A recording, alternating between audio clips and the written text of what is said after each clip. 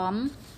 chứ nhưng khơi rục á那មនុស្ស谁被爱过个好一个女的她穿了一个红色的衣服我们就继续到一个黄色的黄色นะปอเหลือง黄色它当了是呢黄色没得它ปอเหลือง我们现在我们看到那个黄色的鞋子แล้วនឹងយើងឃើញរូបភាព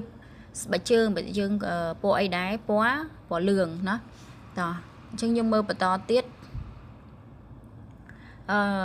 យើងអានថាបោឡានសើបោឡានសើមានន័យថាពណ៌ទឹកបិចអញ្ចឹងយើងអាចរកអ្វីដែលមានពណ៌ទឹកបិចនៅក្នុងរូបភាពនឹងឃើញអត់គឺមួកណា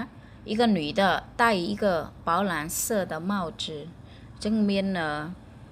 នារីម្នាក់ពាក់មួកពណ៌បៃតងពណ៌ទឹកបិចតោះយើងបន្តទៀត粉红色មានន័យថាពណ៌